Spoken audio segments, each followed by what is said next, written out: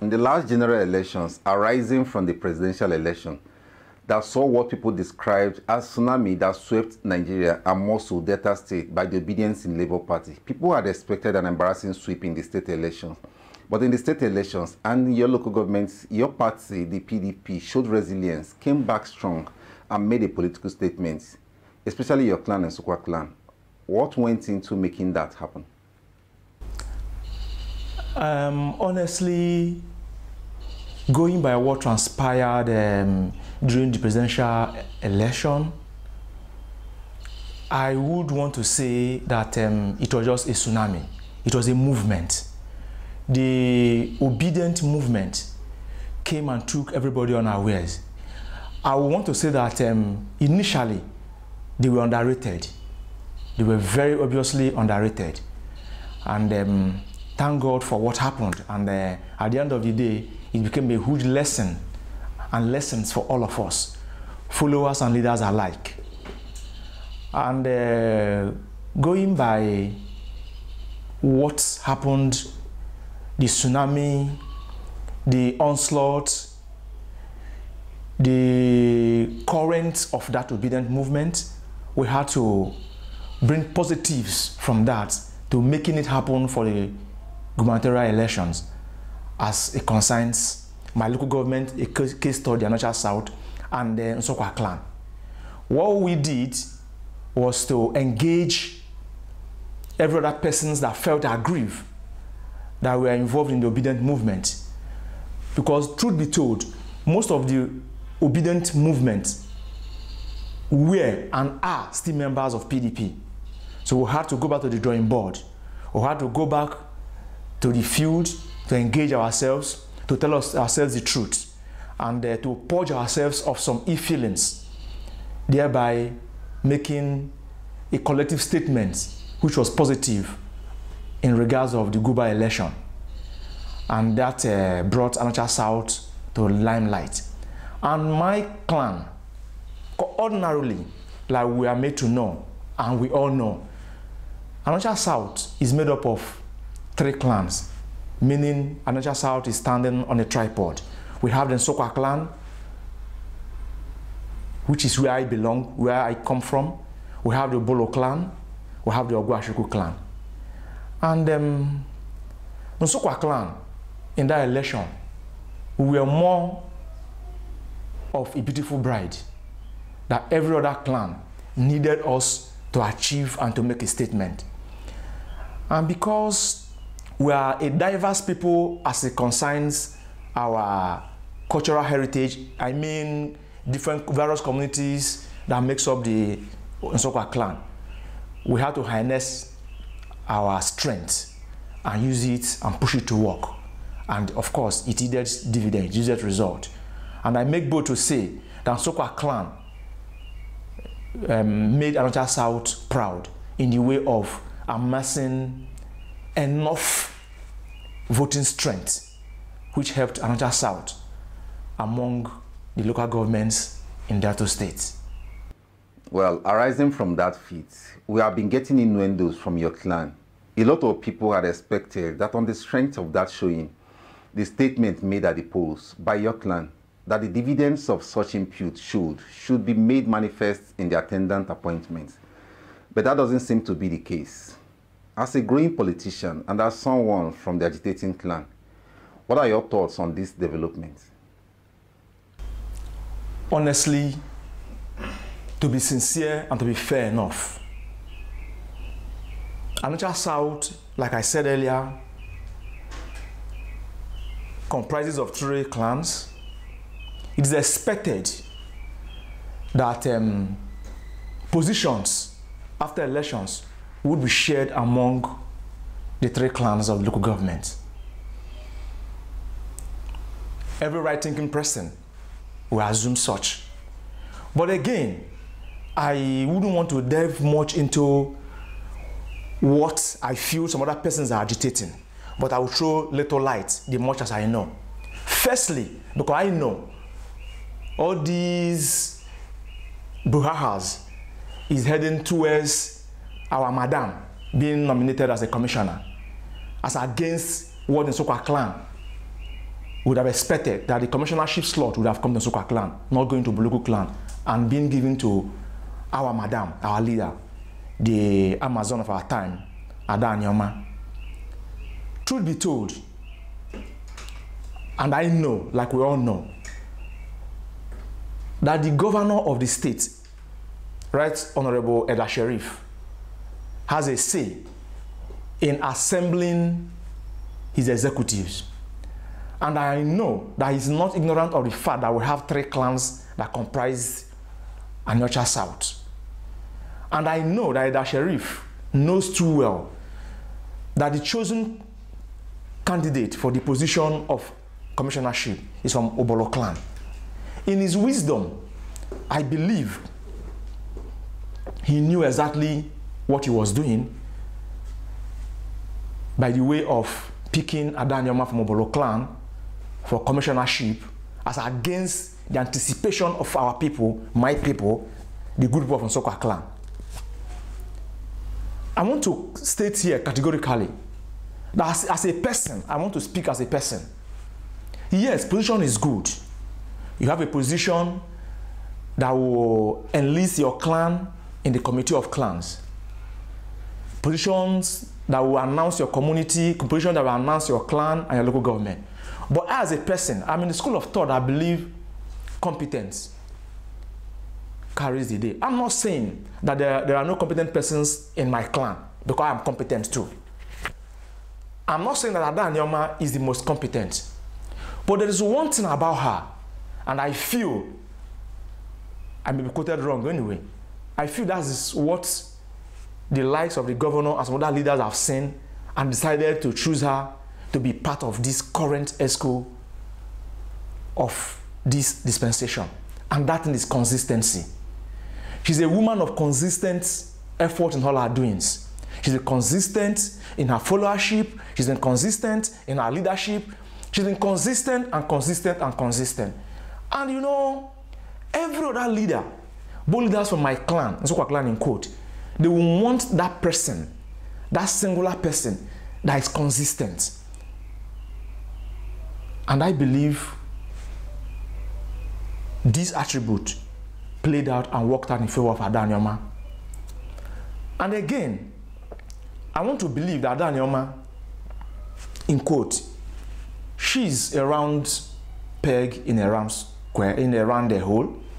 And I believe she will be able to bring to the table and to bring all the clans of the local government together in her position as a commissioner to discuss way forward for the clan.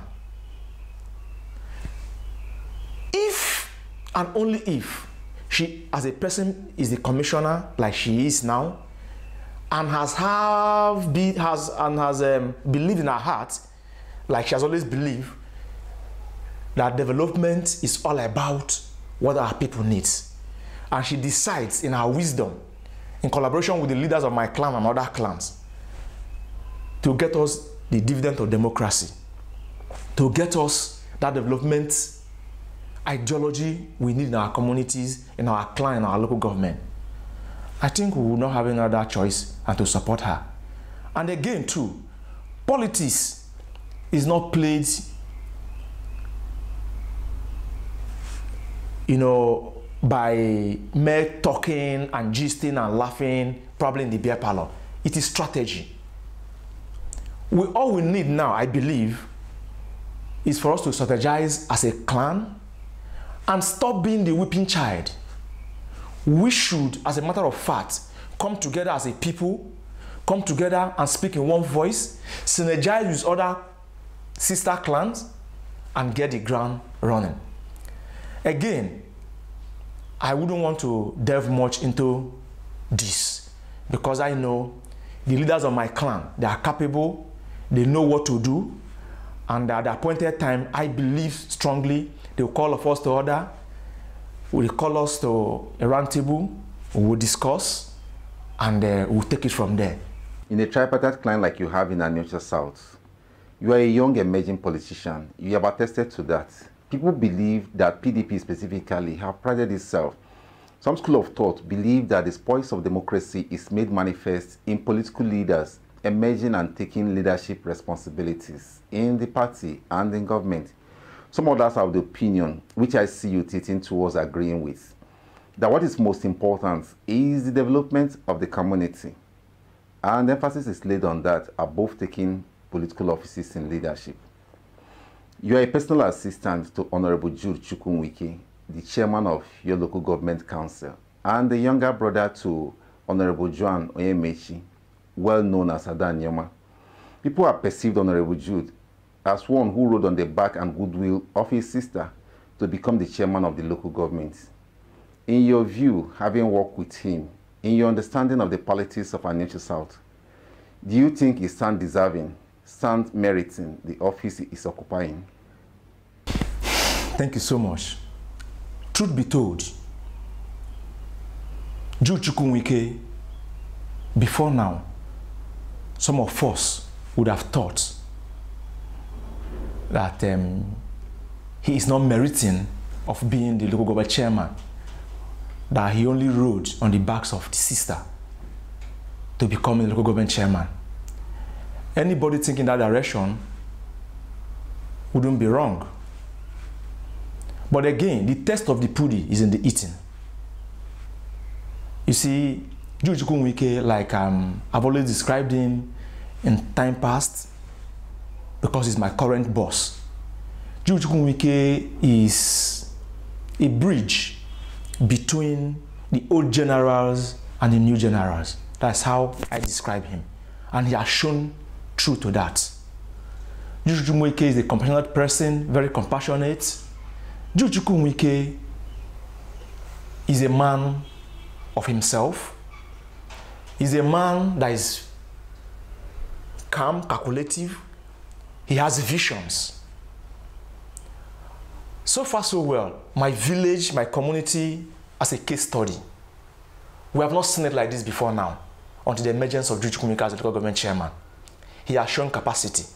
And I know and I believe the sister didn't tell him what to do and what not to do. Every man in life needs a man.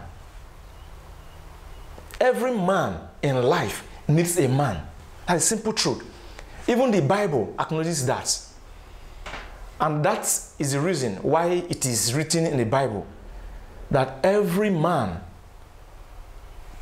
have a destiny helper. So it is only when that destiny helper locates you and brings you to the limelight, you can now showcase what you are made up of. Jude Chukwunwike probably would have rode on the back of the sister to come to limelight politically, but he's showing character, he's showing capacity, he's showing vision. He's a good man. And I believe if such a man is given ample time and opportunity, he will do more. He has been doing well, and I believe as time goes on, when opportunity avails himself, he will still do more. I am not in that school of thought that believes that he is not merited being the local government chairman. I cannot as well be a local government chairman. But again, there should be a voice that will speak for me or speak for any other person when the need arises. There must be a voice. There must be a helping hand that will pick you. I wouldn't want to mention names. Even in my clan, Nsukwa clan as it were, some of us that have been privileged to attend leadership, they didn't make themselves, they didn't pick themselves. One point at a time, somebody picks them. People from Obolo clan as it were, somebody referenced them. Somebody brought them to limelight and they started showing capacity. Same thing in Ogwashiku clan. So I believe that shouldn't be an issue of discourse. Thank you so much. I'm not going to let you go, Mr. Cyril, without getting your insight on one of the flourishing situations in your local government. There is this impression that some councillors were suspended by other councillors on the instruction of the local government chairman, thereby depriving their constituencies, their communities, of effective representation. Having worked closely with the local government chairman, what is your perception of this situation? And as a grassroots young politician, What will be the effect of this on the affected communities? But most significantly, do you think the leaders have risen up to the occasion on this? Once again, thank you very much. You see, this is politics. And we're all politicians. In as much as I'm a young man, an emerging politician, I'm learning fast. There are some issues I ordinarily wouldn't want to delve into. But to clear a gray area as it concerns my boss, Jude Chukwunwike, there are some persons somewhere that are of the opinion that maybe, okay, they are alleging he orchestrated the suspension of the councillors. I as a person, I am not a legislator. I'm not a councillor, but I believe the councillors, they have their standing rules. They have what guides them.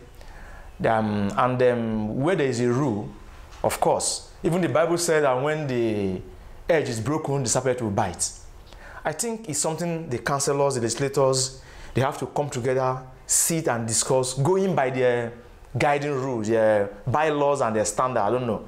I believe it's something they have to sit down, go through it, read, discover and rediscover themselves.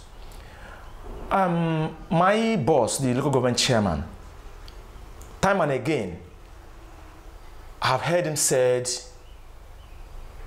he is not just a leader of a certain people as a chairman. I've heard him say that he's a leader of every other person's under him as a local government chairman. And that what doing should be what doing well. I think he's actually on that issue, to the best of my understanding, to the best of my knowledge. I think he's on that issue. He's working towards it, to making sure that Anocha South legislators and executives, they're in harmony, they work together. But again, honor should be given to whom honor is due. You wouldn't say because a certain leader, a certain man at the helm of affair is quite benevolent and you're taking for a ride.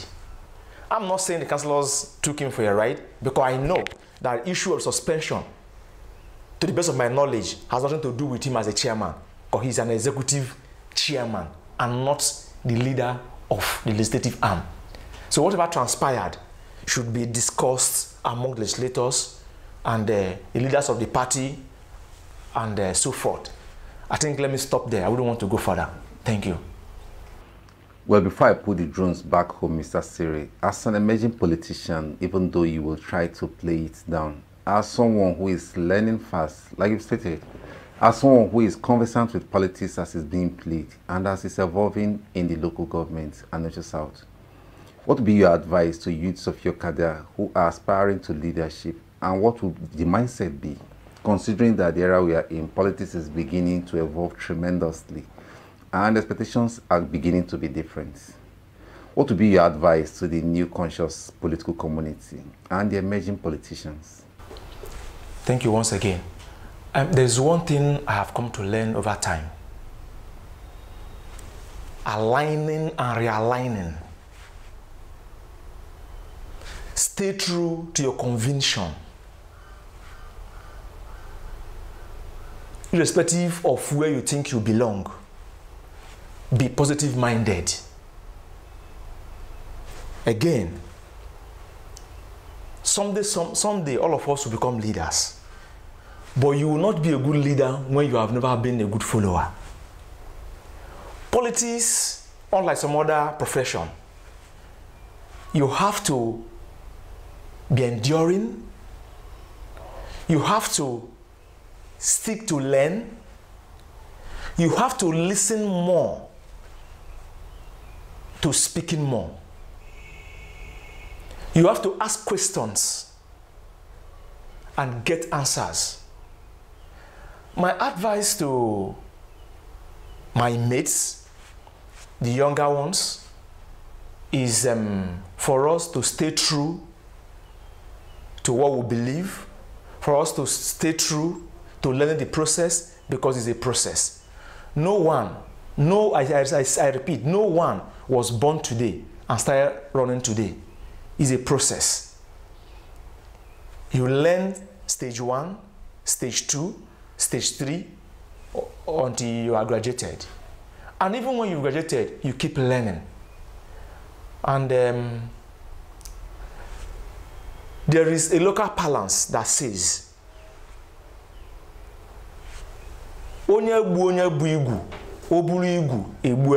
meaning, if you are the helm of affairs and your followers chooses to castigate you unjustly, when they become leaders, their emerging followers will do the same to them.